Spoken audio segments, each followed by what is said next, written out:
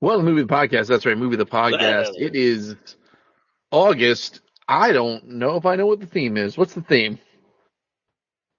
It's it's Eddie Murphy month, but I forget the title. I forget the It's Murphy's Law.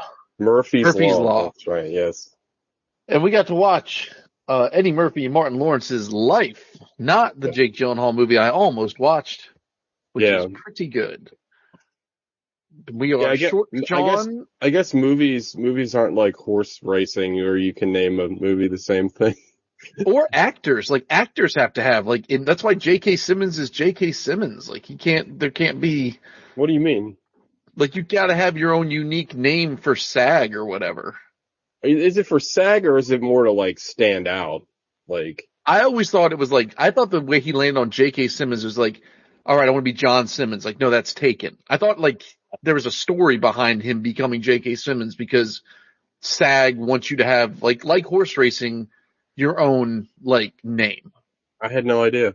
I didn't know that. I'm almost certain. I know Mortal Kombat doesn't give a shit about this because they're about to release the third Mortal Kombat that's just called Mortal Kombat. So Well, no, this one, technically it's not called Mortal Kombat. It's called Mortal Kombat 1. right, So but it's it looks cool though. I'm probably gonna buy it. Not gonna lie, it looks real good. It looks real good. Well, I'll buy it like I buy all the rest of the Mortal Kombat games where I like it. I play it for 2 weeks and I never pick it up again. I mean, So, I'm gonna say this about the last slew of Mortal Kombat games. I've played them for the story, and then I don't play them I don't sit down and do couch co-op, or I don't sit there and go oh, let's do some whatever, just pick up. I literally play the story mode. I'm this is pretty good. yeah, story's pretty cool. All right, anyway, we watched Life, the Martin Lawrence, Eddie Murphy vehicle. And coming from last week, just real quick, it's amazing to see how good Eddie Murphy is in a project that he cares about and he wanted to, he's really good in this movie, but He is really good. Amount of effort that's in this movie as compared to Beverly Hills Cop 3 is immediately noticeable. And it helps that they say motherfucker or fuck a lot, a billion times. Oh yeah. Well, he's doing a Billy Ray Valentine the entire time, right? I don't know who that is. Is that the guy that wrote He's his character from Heart? Trading Places. Oh, I don't think I've ever actually seen that movie. Oh, that might be my pick. Well, we can't. Well, all he does is comedies, right? So I guess that throws that rule out the window. It's not true. He's done dramas. Yeah, he's got a couple of them. He's done a few dramas. Like Golden Child and that one with in Brooklyn. Dream Girls. That's a drama, right? I don't think that's Mr. Church. Mr. Church. I don't even know what that is, but yeah, Mr. Church, sure. Anyway, what did you guys watch this week? Alec! According to my Apple iNotes, nothing. You didn't watch anything this week. Wow. That's exciting. Apparently not. I swear I must have. But I don't know. Because the other day we were a rare nothing week for Alec. That is not very common. Doesn't typically throw a goose egg. No. Yeah, I can't, yeah, I'm gonna say nothing. I can't think of anything that I watched in the past. And there gotta be something, but I'll think of it the second we hang up. Sure. Yeah. All right, well, pass the mic, my friend. Well, I'll go to TJ because Gogs probably has a ton because he's got his vacation movies. That's fair. I only watched one thing, and it's a shame Sean's not here because it's a movie that Sean's brought up on the show 100 times. It's Paul Schrader's Hardcore, starring George C. Scott, and I've never seen it. I just heard about it. It's really fucking good. It's about George C. Scott is this guy that lives in middle America, and he's a small business owner, and he's very religious. He's part of a sect of Christianity that I've heard about but knew nothing about. He's a Calvinist. Are either one of you familiar with what that means? Because I didn't. Yeah, they worship Calvin Coolidge. Nice. No, I don't think. Wasn't Calvin the guy who did the 99 whatevers and he nailed him to the fucking church door? No, that's Martin Luther. Oh, Well, anyway, well, then I have no idea who Calvin is. The Calvinists basically like they believe they might be the same thing as Jehovah's Witnesses, but they believe that like there's literally a set number of people that will be redeemed when God comes back to Earth. And I don't know, they talk about it a little bit in the movie, but basically he is this very religious middle America guy. His daughter goes off to this like religious retreat and never comes back. And then he finds out that he hires, oh God, I can't think of his fucking name, Peter Boyle only in like the greatest movies in the fucking 70s. That guy like fucking killed it. Peter Boyle is like this kind of sleazy, private eye, and he finds out that his daughter is in like these like porn movies, and then that leads him on this whole like journey to go to LA and like go into this dark underbelly. It's basically 8mm if it was good. Cause it's really good. It's like, it's really, really well done. It's when really did it come well, out? 78, 79. It's old. I mean, Hmm.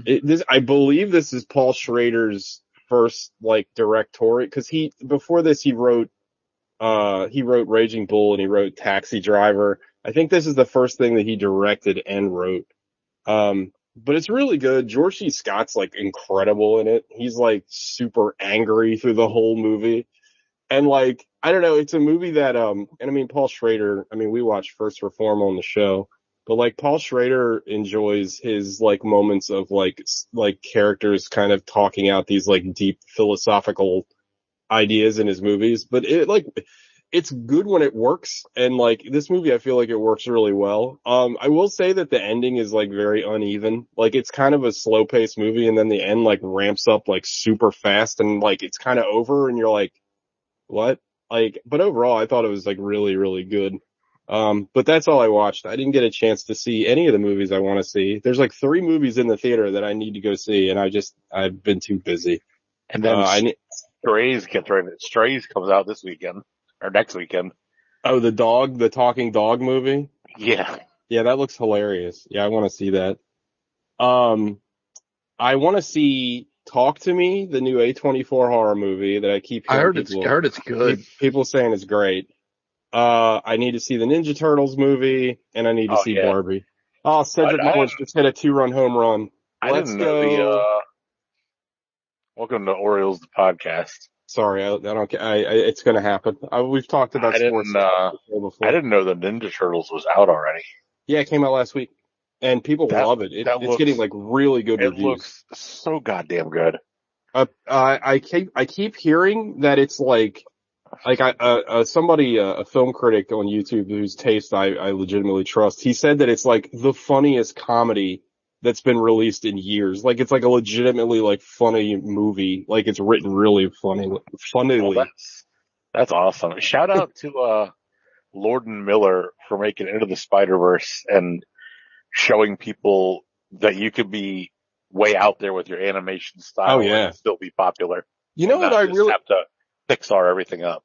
You know what I really love about this rendition of the Turtles is that I never, even back when I was a kid and like I loved the Ninja, I never liked how they were all kind of interchangeable. The only thing that was different was their color masks, right? There was two things that were different.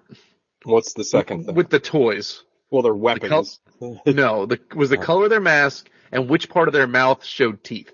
Ah, fair. Okay. But in this movie, I'm sure you guys have seen the designs and stuff. Like they're all like different body types. Like I'm like, that's clever. Like that little change is super clever. They did that with one of the reboots of the I think they do it on that cartoon. Oh, the animated one? Yeah, that your kid watches, yeah. Yeah, because I was watching it one time with them and I was just like, I put it on for them. I wasn't watching it. I walked by and like Raph was like huge. Like Raph was like head and shoulders. I like that. Bigger than everybody else. Is it like they legit made them like 4 different like breeds of turtle? I'm not sure. I mean, I haven't seen the movies. Well, I mean, I know in the show it's just basically they were just like they're just like people. Like people come in different shapes and sizes as opposed to being like cookie cutters. Well, I like it. Like I said, I like it, and it's also a good way, like visually, to like show their personalities. Like it's a smart move on like the creator side of thing, like to the design wise. I mean, but yeah, that's it. I watched. I watched some. Did I watch any TV? I watched an episode of that. I Am a Virgo, the Boots Riley show, and I can't wait to finish it. It's great. But again, I just been fucking busy. So, Gogs. So I did watch a bunch of things. I'll try and keep the normal Gogs is away stuff to just You're the fine. bangers I watched. Lebowski, Jaws. Actually, there's only 2 bangers that are in my normal rotation. You get some We did shitty make looks it- in your normal rotation. Say what? You get some trash in your normal rotation. Yeah, we got some other things popped up. I got to have like a very Chili Peppers movie experience because I also watched Point Break. So we got Flea. I was a little confused there. I was like, wait, where are you going with this? And then I was like, oh yeah, Flea. So you watched Flea and you We watched saw Flea. We saw Anthony Point- Kiedis. you saw Point Break and then you watched The Big Lebowski. That's correct. Yeah.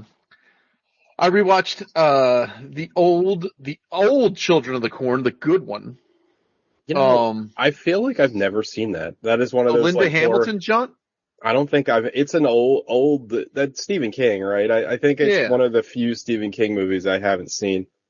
Yeah, I forget if it's Linda Hamilton before or after the Terminator. I think it's before. If you want to listen to a terrible song, listen to the Ice Cube Corn song, Children of the Corn. Oh, It's real bad. I bet.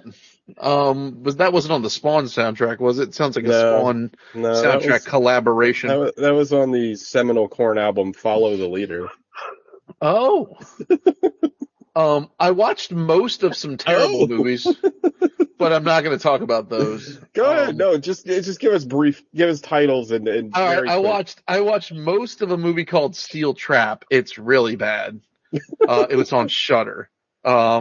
People go to a rave in an abandoned high-rise, like office high-rise, and then they're being stalked and killed, but like not in a fun way. That's not fun. And you hate them all, so you're kind of like, all right, cool. But I didn't finish it. I watched a chunk of this movie called Death Game, which is very weird. Very it's like, on the nose type title there. But it's like funny games, sort of. But like, it's like 2 girls show up at this dude's house and seduce him and then like torture him. But like, so it's like Knock Knock. Did you ever see that fucking movie? No. Was that the Keanu movie from a few years ago? It's fucking terrible. Don't watch it. I wonder if it was a remake. This was from like the 70s. It's funny because it probably was, and Eli Roth just didn't acknowledge. Well, he probably realized it. He probably just didn't bring it up. I watched all of this movie. It's still not great, but it's not, I don't know how I feel about it. It's polarizing. I watched the original Jeepers Creepers, the Justin Long vehicle. People fucking love that movie. It's got a big following. It's a movie that doesn't. So have you seen it? Have you seen it? I saw it forever ago. I saw it on a date the weekend it came out. And that's the last time I saw it. Also, the girl loved it, and I was like, oh, this isn't gonna work. So I don't understand. The movie starts and it goes fast, and then like before you know it, like the town is confronted with the fact that they have a full-blown living monster in their town, and like nothing is done about it, really. Like it's like, and it's never like, you know how normally it's like that cat and mouse sort of like, oh, like the bodies keep showing up and they're going to pin it on Justin Long and his sister because they're from out of town and maybe they're the murder. It's not that. It's just like, oh, there's like a vampire bat gargoyle man who's unkillable and he's just ripping the heads off of sheriffs everywhere. And we're all at peace with it. We're not at peace with it, but we're just confronted with how useless we are against it. And then it ends on like a tremendous down note. I mean, I don't hate that. I kind of like the Eldritch horror that like you can't do anything about. I do. Yeah. Like that. That's not the worst thing in the world. Yeah. I think they just put a remake of that out like recently because I saw somebody. I think so because I saw like a hilarious post that said something like, "This ruins the legacy of Jeepers." Oh boy. Well, I think all 3 movies take place literally in like the same 48-hour period. Because I actually saw Jeepers Creepers 2 before I saw Jeepers Creepers. And Jeepers Creepers 2 takes place, like, the next morning. And then apparently Jeepers Creepers 3 takes place during Jeepers Creepers 1, but, like, with characters you didn't see. Can I just say that I hated that movie before I ever saw it because I hate the title so much. Like, the title is fucking stupid. Well, the way to get to the title is silly, too, just because the whole bit about the psychic lady who lives in the woods and sees Justin Long's death happening to that song. Who sees Justin's Long. Nice. Other things I watched. I watched Blades. Have you ever seen Blades? The Vampire Hunter?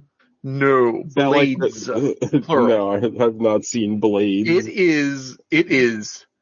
I cannot not. Like, this is the weirdest recommendation, anti-recommend. Either avoid this movie at all costs or watch it immediately. It is a basically almost beat for beat remake of Jaws, but it's about a sentient lawnmower terrorizing a golf resort. I mean, that sounds fun. It's a Troma movie, I think. It's like the guy who plays the golf pro who is supposed to be, I guess, the Chief Brody character, is the worst actor I've ever seen in anything in my entire life. It is a masterclass in, like, how did this ever get put on? How did any take he ever gave, no one was like that? If that was the best one. So it's a real pro wrestlers versus zombies type production. It is a head scratcher, but it is like to the point where they even have like 3 yellow balloons on the lawnmower, like the 3 barrels on the shark. Like it is Jaws, but if Jaws, unapologetic Jaws knockoff. It was unapologetic. Like the lawnmower is terrorizing this golf course, but they're about to have the manager of the golf course is the Mayor Vaughn character. Like they're about to host a televised tournament, so they're not going to cancel the tournament. They're going to hunt the lawnmower so the tournament can go on. I mean, so you're not selling me on this movie. That's what I'm saying. Either you have to watch this immediately or avoid it entirely. Those are another Shudder movie. Yeah. You'll be happy to know, Gobs, that guy never acted in anything else. I don't know if I'm happy about that or not, but he produced 2 movies. He got EP credit on 2 movies, Deathstalker and The Warriors from Hell, and Barbarian Queen 2, The Empress Strikes Back. Hell yeah. Yeah, it is. Let me tell you, it is just... I'd watch it, but I didn't see Barbarian Queen 1, so you might miss out. Barbarian Queen 1, A New Hope. You can get it on Blu-ray for $23 on Amazon. Like it seems a little over. It's on Shudder. So just I didn't know what I was getting into, and then like I just put it on because I was playing Diablo, and then I start looking over. I'm like, what is this? And I'm like, this is just like. And then I read up on it. I was like, oh, this is literally if Jaws was at a golf course. Like this is hilarious. So, I watched that, and I watched another movie. The last thing, this is something else I also watched The Stuff, and I watched Return of the Living Dead, but those movies rule. I like both of them. I watched this movie called Unwelcome, also on Shudder. Has anyone seen this? I'm not familiar with it, no. No. It's about this couple who live in London. And then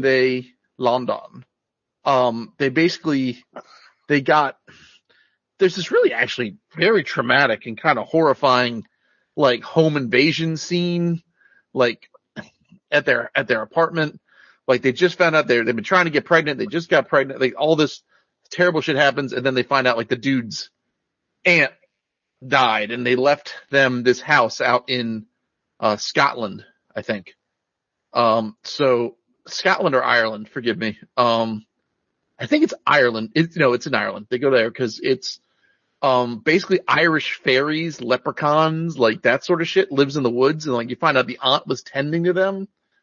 And then like there's this not a direction I expected the movie to take. Yeah. Well, so they move out to the countryside of Ireland, right? And then you find out about like these, they call them red caps, that like the aunt would mind it or whatever, and then simultaneously, these two are trying to get the old house fixed up. They fall in with basically like the town trash people. They're like the redneck dirty hillbillies of this Irish town, and one of that's led by who was Cole Meany. Cole Meany, thank you. His name Mr. Scott from and also Hodor's here, and the one chick from one of the chicks from Dairy Girls. And so like all these things are simultaneously happening where you've got these red hat things that are sort of being dealt with or unleashed or whatever. Orioles won. Good job, birds. Meanwhile, you've got this poor couple having to deal with these like psychopathic townies who they've run afoul of, and now they're being sort of assaulted and like attacked by, and then it all comes together in this sort of weird ending. It's strange. It's also on Shudder. Sounds so fucking weird. The You lead get a lot of, actor, you really get a lot of usage out of Shudder. I dude, respect when that. I have nothing else going on, I just go to Shudder. I'm like, just show me something. Yeah. And the lead actor played Titus Abraxas in Jupiter Ascending. No shit. oh, that's right. He was Titus Abraxas. It's a 2023 movie, so I guess it counts for my 2023 watch list. He also Titus played Abraxas. Nikki Sixx in that Netflix Oh, I love that movie. The Molly Crew, the Molly Dirt. Crew movie. Yeah. I The really like that movie. What is the lead girl? What's the lead female from? She looked very familiar to me. If you're digging up facts. Ready Player One. Oh, that's right. What's her name? Coleman? Oh, that girl? Hannah John She Kamen? played Ghost in Ant-Man and the Wasp. That's it. more what you'd recognize her from. That's what I saw. Oh, I know her, yeah. Oh, she was the bad guy. She was one of the bad guys in Ready Player One. That's right. Yeah. She was apparently she was in Game of Thrones, but she's British, so who wasn't in Game of Thrones? Yeah, all them Brits were in Game of Thrones. Yeah. Game of Thrones is basically Britain's Law and Order. Like if you're a British actor, you ended up in Game of Thrones. If you're an American actor, you ended up on Law and Order. Anything else, Cogs? That's it. That's all the various things I watch. Go watch Blades or don't. That's the big takeaway I from kind of this. want to watch Blades. I do. All right, let's get into life. Gogs, you've been sorely missed the last 2 weeks because none of us know how to recap movies very well. It is your superpower. So what happened in this movie, Life? What doesn't happen? 1999's Life. 1999's Life. Movie opens and it's post World War I, pre World War II, and we meet It's like the mid 30s. Is that it? Yeah. So Mid to late 30s, yeah. Is prohibition must still be on though, right? Is that the issue here? Yeah, because they're running. Because they're running booze, right? Yeah. Yeah. So Yep. you get Ray, played by Eddie Murphy, and he's a hustler, and he's trying to go to some nightclub, and at that same nightclub, Martin Lawrence is there with his wife or girlfriend or whatever, and they're both, I guess Eddie Murphy's character is like a forever hustler, and Martin Lawrence's character is sort of like he just sort of made some mistakes. Oh my God, that was Rick James. Spanky Johnson with Rick James. You didn't realize that was Rick James? Yeah. Not with the short hair. He looked familiar. So anyway, they're in this club. They're doing whatever. They meet up in a bathroom, as men often do. They have an exchange, whatever. But Eddie Murphy pickpockets Martin Lawrence. Well, and before that, after Martin Lawrence has already been shaken down for all his money because he owes money all over town to some other folks. And he's like, dude, I've been starting a job Monday. I'll pay you back, blah, blah, blah. So he's got no money. His moneyless wallet gets stolen by Eddie Murphy, who also owes money in this club. Nobody should be in this building, but here we all are. And they get dragged to a back room where Rick James basically takes a book out of Big Boy Caprice's playbook and starts dunking Martin Lawrence in, I guess this building is built over top of a river or some such.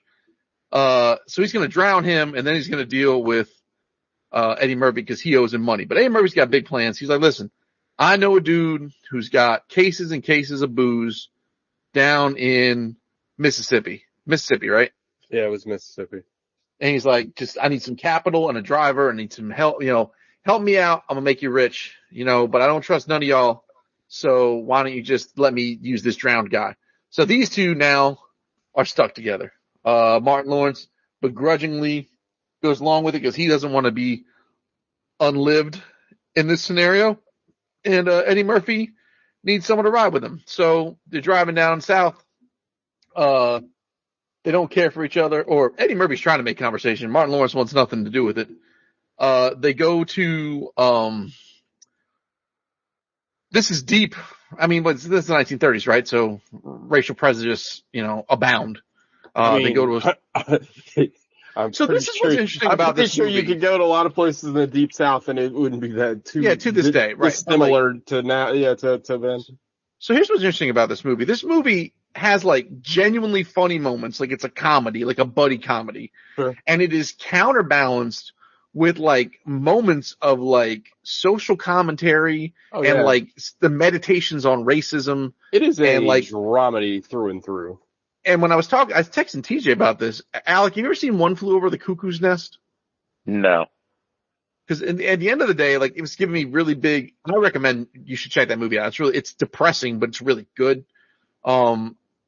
This had lots of One Flew Over the Cuckoo's Nest vibes at the end of the day. So anyway, they get down to this one town. The town is racist as hell. They won't sell them any pie. These fellows are from New York, where I guess racism is not as flagrant as it is down here. They go to the next town down, and they're like, all right, we don't care. We don't care what color you are. All the money's green. Here's the case of the booze in the truck. Go have fun, right? So they go to town. Martin Lawrence has $2 on him. He's horny and homesick, so he gets seduced by a prostitute. Meanwhile, smoking hot. Yeah, most of the women in this movie are smoking. Actually, yeah, almost all of them. Well, all of them, except for the old white lady at the. Yeah. So then meanwhile, Eddie Murphy's like, oh snap, y'all got a card game, let's go. And he takes the rest of their traveling money, gas, lodging, the stuff that they're supposed to get him from point A to point B. He goes and he sits down, with what's his name from Half Baked, Samson. No, not Samson. No. What's the guy's name? I can't think of his name. Whoever the big bad guy is with the E14 crossbow. He's sitting down there playing cards, and he's betting all the money he's got. He bets his dad's watch, which is very precious to him. And it's established earlier about, his love for his dad and everything. His father passed away. And he's a hustler and doing whatever he's hustling. He loses the watch, loses all their money. So now they have no money. They're penniless down here. They're trying to figure out what the fuck they're going to do. Eddie Murphy figures out that the woman working at the bar is helping, what's his name, cheat. So he goes out looking for him. Meanwhile, that guy whose name I cannot come up with is wandering around town with his ill-gotten gains. He runs into a sheriff, like a racist Southern sheriff. I guess I didn't have to say racist, just Southern sheriff. Yeah, you know what I'm saying? So he cracks wise to this sheriff.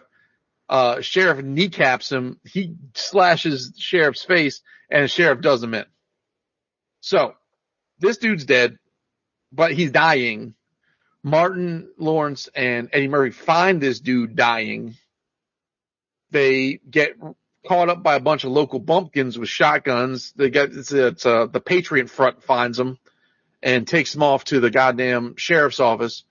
And they're like, all right, we found all this booze in your truck. You killed this dude. Here's what's the deal. You're going on trial. Sheriff's there, face slashed. When they found dead dude didn't have money on him. He didn't have the watch on him. And they're like, listen, we just want a fair trial. We didn't just it'll all be fine. If you didn't do it, we're going to find out you didn't do it. And that'll be that. They're like, we'll cop to the booze. We didn't kill this guy. Boom. Guilty. Life. So they send him to Mississippi State University or wherever the hell. And they're going to, Camp 8. And it's just like a hard labor camp. And it's all African-American dudes. You can just sort of tell this is just Jim Crow racism through and through. We're stuck here. You find out none of these dudes. Lots of boy being thrown around in this movie. Lots of boy. Lots of they got an Uncle Tom dude who's buddy with not the warden, but the boss. But I will give the movie credit. They even like, and I'm jumping ahead to a little bit later in the movie, but they even like give him more dimension. Like when they eventually have to shoot the guy from Joanna Man, like he doesn't want to do it. Like he's not the one that makes the shot. I really like that little bit of characterization. Cause like, you know, like and there's multiple scenes towards the, like, as this movie goes where they indicate that, like, while there's definitely like a dichotomy between, you know, there's a tense dichotomy between the law and the criminals, like there's a camaraderie because they've been together for so long. Well, that's the thing, right? At the end of the day, they've been together for like 70 years by the time this movie's done. You know, again, like that I thought was like really well done. Like I was impressed. I already fucked this up. The movie opens with a funeral. Oh, and that's Martin Lawrence and Eddie Murphy are being buried, and they're being eulogized or remembered at the prison camp. Is that one guy? That one guy is that PM Dawn? The one guy that's like the bigger guy? I swear to God. No, that's Heavy D. That's Heavy D. Heavy D. Yeah. Okay. That's what. But that's what I meant. So. But the whole time they're talking about this guy, Willie Long. He's like, I saw them when they first showed. He's basically doing the Andy Dufresne was my friend. So the whole story is actually being told from this one old timer's perspective who met them when they first show up at this camp. So they show up at this camp and, you know, they kind of get shit on and beat up and yelled at. And there's a scene with Cornbread and this giant dude called Goldtooth. And like a lot of this is sort of played for laughs at first. And then there's like this like scenes where it's very humanizing, like when everyone's family comes to visit. And like there's a scene where they find out there's a scene that's like equal parts funny and heartbreaking. Like they're out in the work in the yard or whatever. And they're under constant threat of being shot, right? Like it's always like, if you run away, we're going to shoot you, whatever. Keep breaking rocks, keep digging ditches, whatever you got to do. There's a scene where they're all taking a break, and by now Martin Lawrence and Eddie Murphy have sort of earned some of the respect of these folks. And they're like, hey, can either of you read? And it's like, yeah, we can read. Y'all can't read? And it's like, yeah, we can't read. And they break out. This dude's like, I was carrying this letter for 5 years. Can you read this to me? And like Eddie Murphy reads this letter to him. And it's funny in the sense that it's like, he's hearing 5 years of history. It's like immediate shit. It's like your whole family died, like tornado, whatever else, right? And but your dog got taken in by the neighbor. Oh, but he got worms. It provided the worms, right?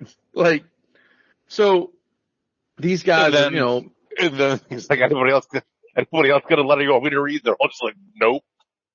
Yeah. Yeah. But like, so like at the same time, it's like, it's funny, but at the same time, it's kind of like sad, you know, right? Cause obviously commentary on how people were treated and the fact that there was a lack of education and everything else down there. So at some point they're like, all right, we're going to try and make a run for it. Let's get out of here. Meanwhile, Martin Lawrence like, I got a lawyer. I'm going to try and get out of this. I'm not going to run away with you. But then he finds out that his fiance is banging his like lawyer brother, and they denied his appeal. So he's like, I got to escape. I got to get out. So they run away. They run away under false pretenses because Eddie Murphy says he's got a map that gets him out of the swamp. There's no map. He made it up. They get caught. They get brought back. They get put in the box. And they're like sweating it out for a week in the box. Now they're back in Gen Pop and just doing whatever. Then you find out basically, like, I think the first span of time is like 15 years past. And they've been down here 15 years, right?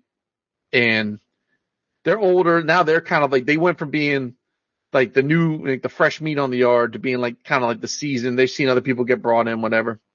You also introduce this whole casket. There's Biscuit, there's Radio, there's Jingling, played by the incomparable Bernie Mac. Biscuit, he's so good in that. Oh, Bernie Mac's fantastic. Biscuit is again the guy that played that was in Joanna Man. That guy is typecast as the, let's just say he's coded gay in this movie, like pretty heavily, and he always is that in most of this. He's gay.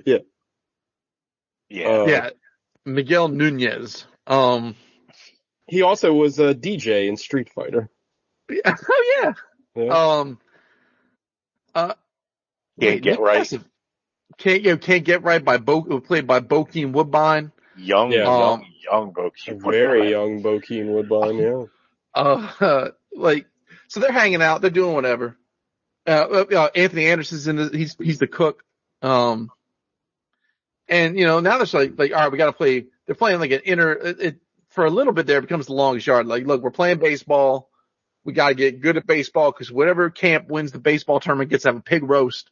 We want that pig roast. Come on, guys, help me out. Because they find out that like Martin Lawrence knows like these New York cats know baseball, so they become like the coaches.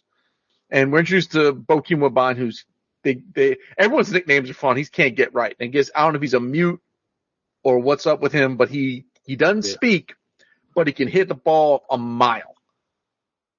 Because he can't get right, a Pittsburgh scout from the Negro Leagues shows up to check him out. Like Martin and Eddie try and parlay that into them, hoping to get pardoned along with this cat. They win the tournament. They get the pig roast. They get to have it's like and once again like Shawshank, like they're having beers and that was like a party scene. Like they're playing like horseshoes, and they were like. And like even like that, to your point, TJ, like, even like the guards and them were being chill, like people were being whatever. So they're adapting. That's where the warden's daughter gets impregnated. Yeah. Right. So the warden's daughter, who in the first sequence is a child. She's like 8. that is part of the that part of the movie made me feel uncomfortable. Like I know Bokeem Woodbine wasn't present when she was a child, but it's still fucking weird. Like they're all gawking at her when she comes back. I know. I get it. I understand. It's just I'm not saying it's any better. I'm just saying I just felt like it was like it's not the worst thing in the world, but it I can't lie and say it didn't make me feel like really uncomfortable. Like I was like, this is kind of gross. So him and this girl are making eyes at each other and all this other. They win, they have the party, whatever. So over the course of and I want to run back for one thing. Back in the first stint, when they're first making their bones, like when people are learning about them, like Martin and Eddie Murphy will sit there, lay in his bed and talk about Ray's Boom Boom Room, which is the club he wants to open one day. Yes. And he would tell these tales and like everybody was like, I thought this scene was really cool. I love this scene. This storytelling scene where he paints a picture of Ray's Boom Boom Room and what happened last night and where all the prisoners was and what everyone's job was and what everybody's doing. And everyone, it takes them. This is where I felt like it felt the most Cuckoo's Nest. Like it took everybody out of this terrible situation and like gave them like a taste of freedom just through storytelling. Everybody knows this bullshit, but like Martin has to say something and everybody gives him a raft of shit about it. Like you're always saying the wrong thing. You're always ruining this for us. Like this is like them. This is him like guiding them through like almost like a group dream. And it looked really good. Cool. Like it's shot really well. Like this whole movie, like again, I have to compare a lot of things to what we watched last week, but like this movie, like they did a really good job with like color grading and like overall, like the movie has like different like tonal values, like visually, like when they go to the speakeasy in the beginning, it looks different than when they go to and they're in the prison yard. And then when they have this fantasy, it looks different. It's like, that all like smacks of like really good direction and like I don't know. The fantasy looked like The Great Gatsby. Like it was just like it looked awesome. You had all that crazy like Art Deco. It was like super well lit. Like I don't know. It was really really cool. It was a very clever way to illustrate what they were going through. I liked and like it was a cool like emotional beat to like show them all connecting and like how like they gotta get pulled out of this situation just through hope or whatever. So now I totally agree. So now back 15 years ago. So they win the club championship or whatever. The daughter gets knocked up. The daughter gives birth. And like the doctor and the midwife are like, uh-oh. And then the warden who lives on the yard, whatever, he lives there. He's like, was everything okay? They're like, yeah. They're like, what's going on? It's like, well, I forget what the word it was. He said he's something. The warden's like, oh, good, it's a boy. And he walks in there and then just like his face loses all color because the baby has color.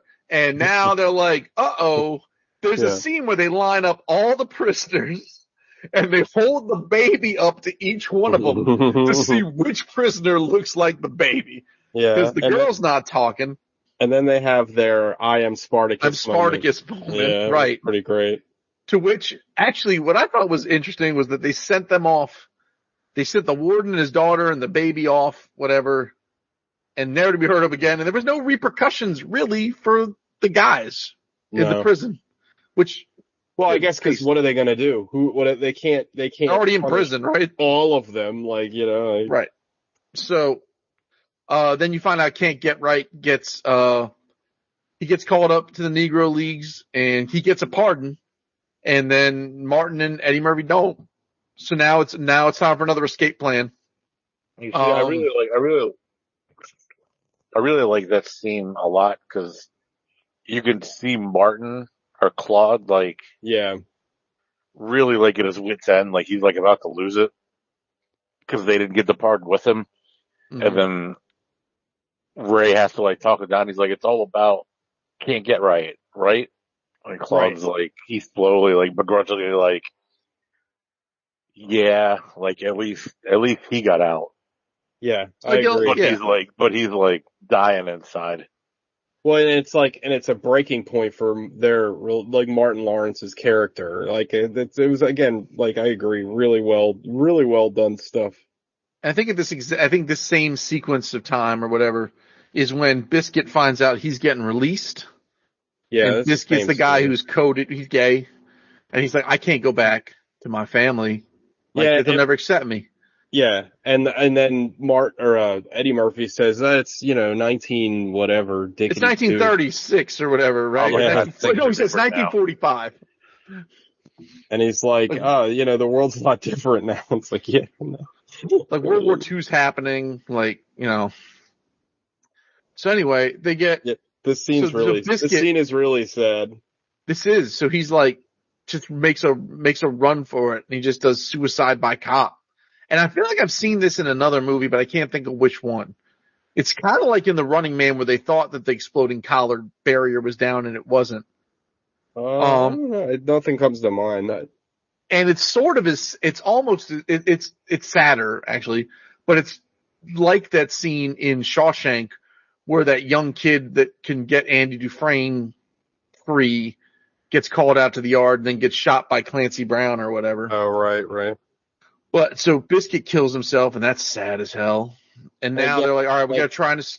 Like I said before, the guy that's like the second in command, who is a black guy, like he has his rifle up, but he won't make the shot. And I really like that little story beat. And the guy that does eventually make the shot looks like almost shocked that he had to do it. Like he doesn't. It's not like he's like, yeah, fuck these guys. Like he was pretty upset about it too.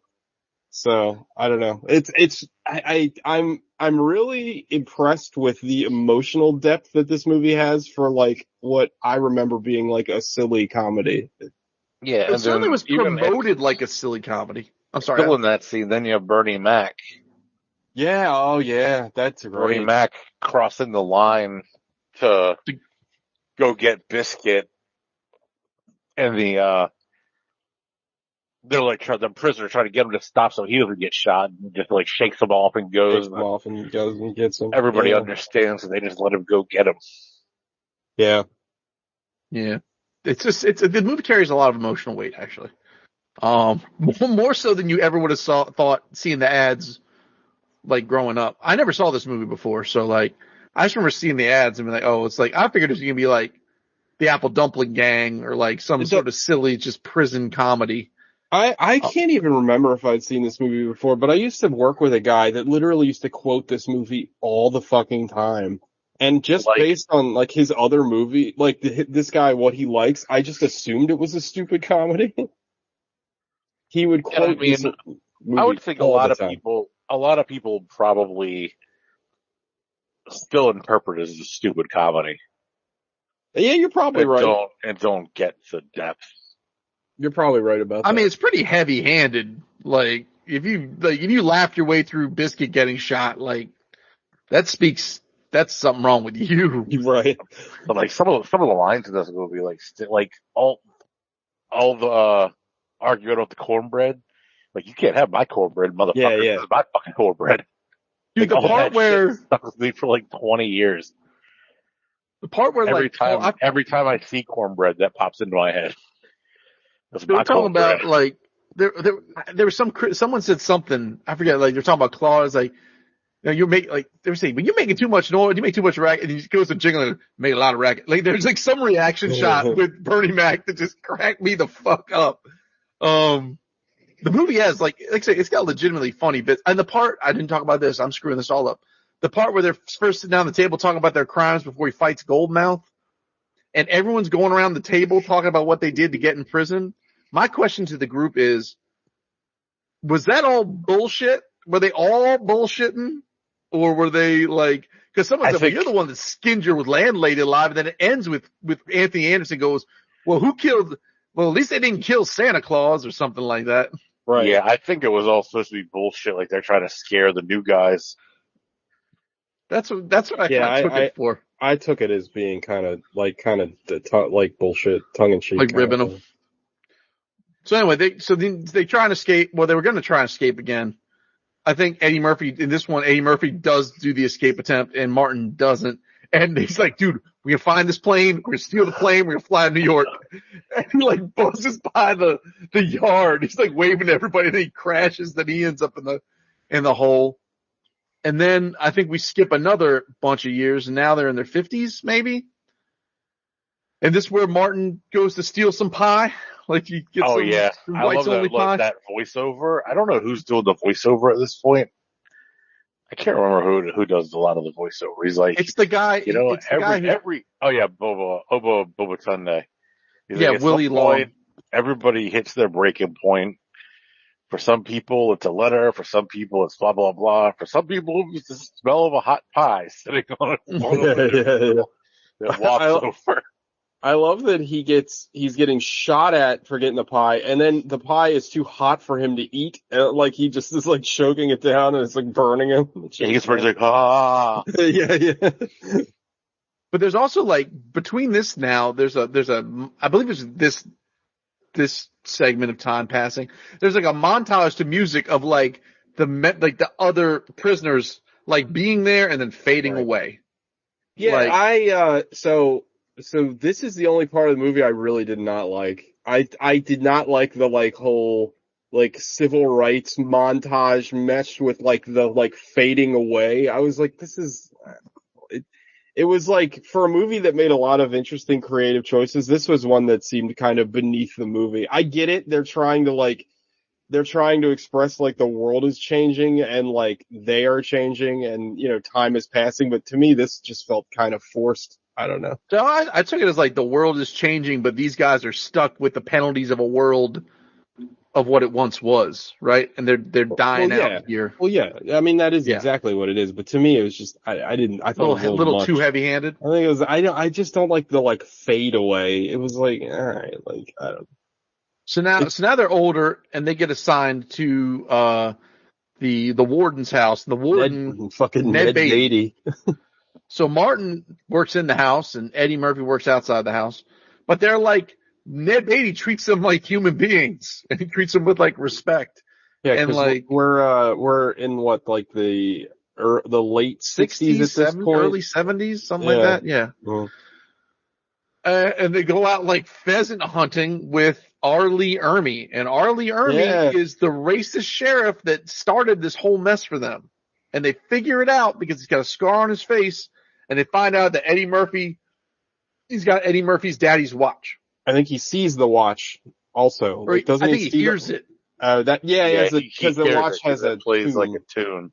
Mm-hmm.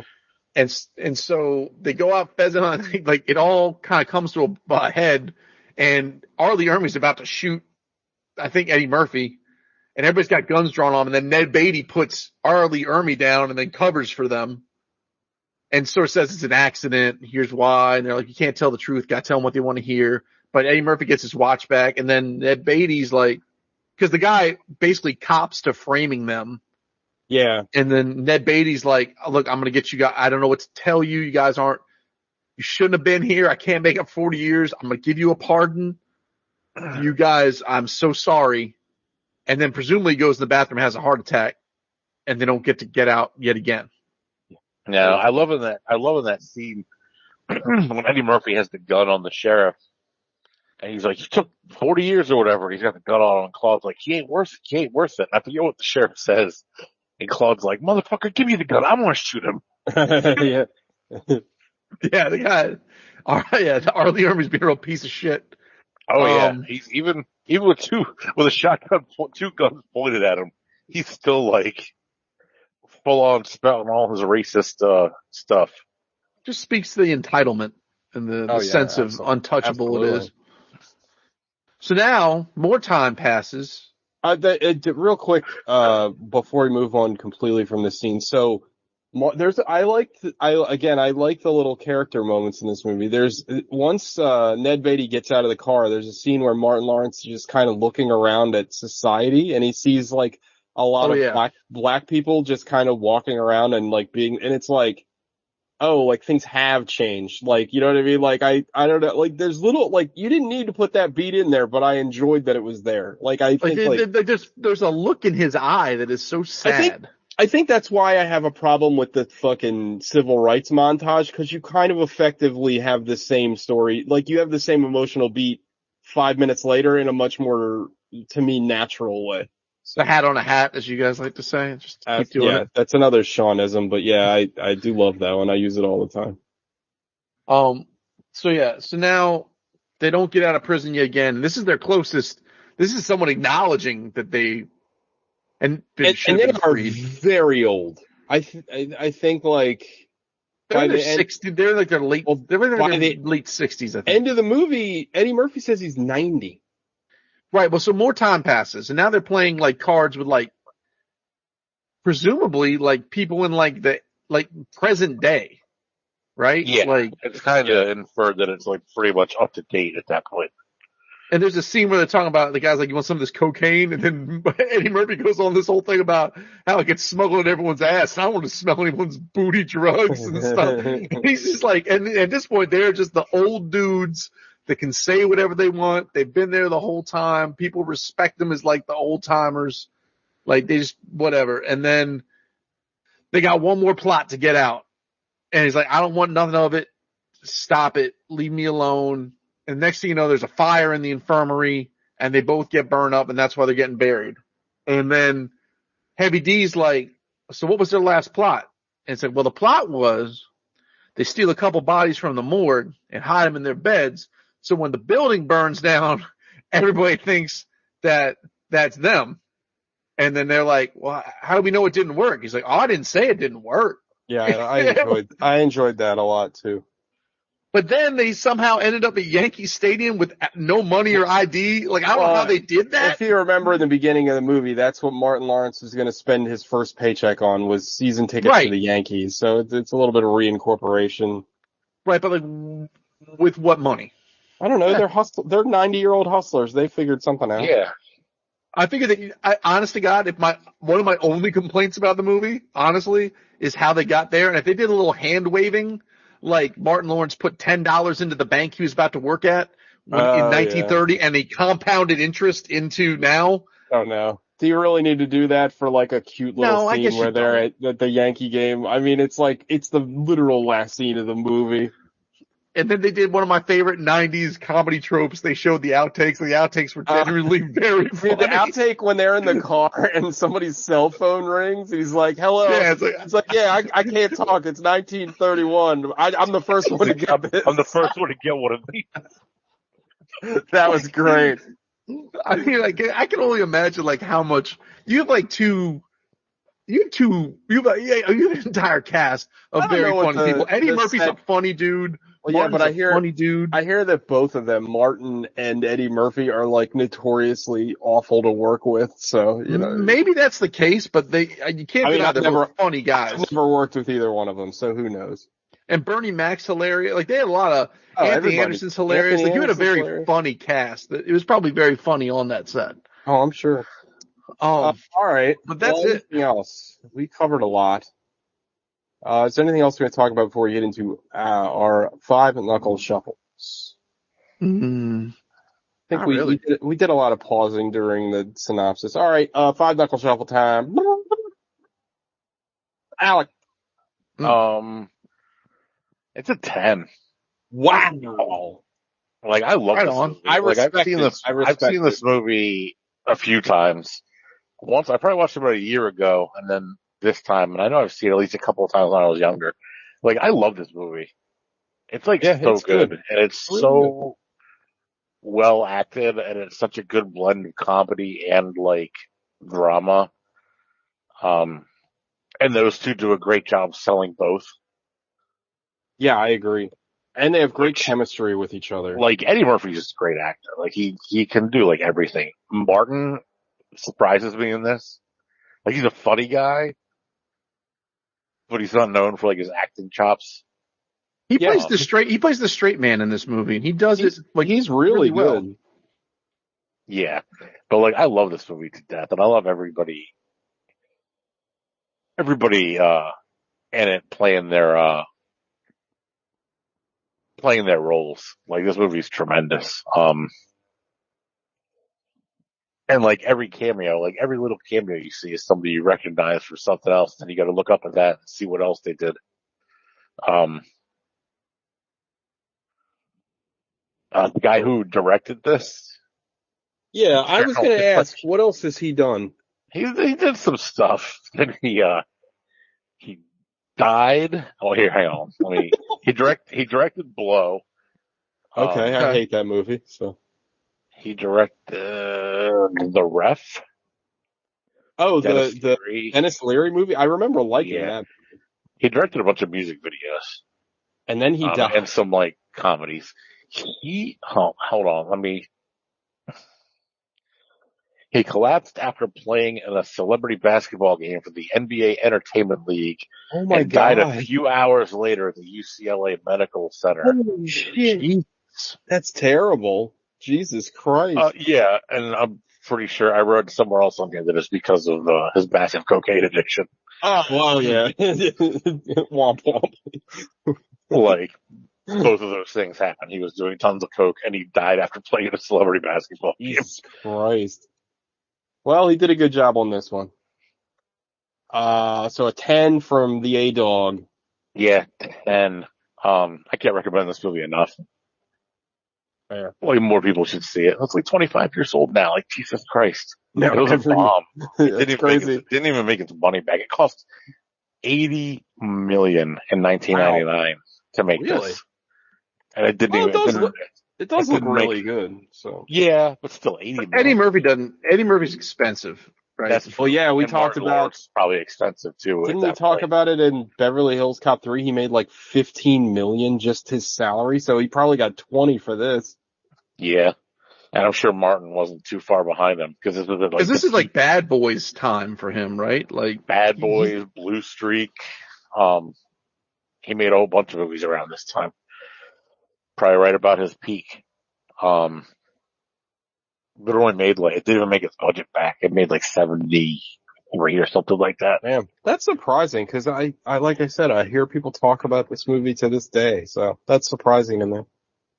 I think it's got a big cult following after the fact, actually. Yeah, that makes sense. Gogs. I'm gonna give it an 8. This is my first viewing of it. I really liked it. It was not at all what I expected. Like I'm saying, I expected it to be like a goofy, Goof 'em up. like goof 'em up, like a silly, like I thought it was gonna be like, remember Let's Go to Prison? Remember that movie? Oh yeah. I thought it was gonna be like that. That's definitely, or like that is definitely a goofy goof 'em up. That movie. Yeah, or like Get Hard, or like one of those kind of like, all right, we're gonna make a funny prison movie. I did not expect like the genuine emotional beats and like the commentary and like I'm saying, like the meditations on like racism and everything and sexism and acceptance of gay folk. Like I didn't expect any of this in this movie. I didn't expect to feel like sad at all watching this. I thought it'd be sad watching it because it wasn't a good movie, and I was pleasantly surprised that it was a good movie and that it carried a lot more emotional weight than I expected. And like I'm saying, we touched on it. We talked about it quite a bit. That scene where Eddie Murphy is basically painting the picture of his nightclub for all the inmates and giving them like that weird taste of freedom just through storytelling is such a cool scene. Yeah, I agree. Yeah, it's great, and it's like worth the price of admission. Really good movie. Shout out to Tubi, by the way. Big ups, Tubi. If you haven't seen, don't be like me. Watch Life if you haven't seen it yet. Don't be like me. Play soccer. TJ. It's gonna be a 9 for me, dog. I really enjoyed this movie. There's a few little minor things that I didn't care for. Like I said, I hated the civil rights montage, like, Tony, I don't feel well dissolving thing. I hated that a lot. I also felt like the movie, I felt like it's a little soggy towards like the middle, like, cause it's like, it tries to like, it takes a little while to get to like the Bokeem Woodbine part, and then that part is like really crucial to the movie, but then like after that it kind of wades around a little bit, but it's still really good. I mean, I feel like, again, I can't give it enough credit for looking fantastic. Like it's shot incredibly well, and it's so nice to see like a movie that has like that spends a lot of time and effort in like, okay, there's a period piece. We want to make it look like the period, you know, we want to make sure to use like a lot of like warm colors and stuff like that. And they do a lot of great stuff visually to enhance the mood without ever even the characters talking and shit. I love I don't even think about that because it feels hot and sticky and thick. Like I would imagine the Mississippi in the summertime would feel like. Can you imagine fucking working, 12 hours a day? And back then they didn't use like cotton and shit. They probably had like wool outfits. Like it's probably fucking awful. I can't even imagine. It was really good. I really enjoyed how well written all the characters were. Even like the goofier characters. Like I thought it was really well done, and like a definite change of pace that I wasn't expecting. Like I thought, like kind of like Gogs, I kind of thought this would be more silly, and it really wasn't. It was really, really well done, and it's a shame that it was a commercial failure, because it's a great movie. It's really, really well done. I really enjoyed it. So yeah, it's going to be a 9 for me, dog. So Gogs, do you have a pick for next week since Sean's not here? God, have you seen My Name is Dolomite? I've not seen My Name is Dolomite. Good. I'd like to recommend that to you if you don't have anything burning in your brain, because I think don't. My only pick was going to be I was going to pick Trading Places or Vampire in Brooklyn. But I've not seen My Name is Dolomite. Vampire in Brooklyn. Oh my God, you might have to pick Vampire in Brooklyn. I forgot. I think My Name is Dolomite might end up being like, because you love all those like blaxploitation movies and stuff. My Name is Dolomite might be like your favorite Eddie Murphy movie. I tell you, it's really good. When I watched it, well then let's go. Let's do it. I want to see it. I loved it. I watched it with you, didn't I, Alec? I think we watched it in your backyard. Yeah, you're talking about Dolomite is My Name, right? Dolomite is My Name. Yeah. Let's do that. I'm into it because I'd like to see it. It is so goddamn good. It's ridiculous. It's really good. All right. And it's on Netflix. It's on Netflix. It's a Netflix original, if memory serves. Mm-hmm. All right. That's between Afterlife. I was just reading Afterlife. My Name is Dolomite was the next rated R movie that Eddie Murphy made. Really? For like 20 years, he didn't make a single rated R movie after like building his career off of it. On rated R movies, yeah, that's wild. Rated R movies and stand-up comedy. I mean, his stand-up is fucking filthy as hell. It's great. Oh yeah, and very problematic. All right, everybody, that's the show. Dolomite is My Name next week. Excited to rewatch that one. Go eat your own ass, and we'll see you next week. Go Birds. Bye-bye. Later, boys.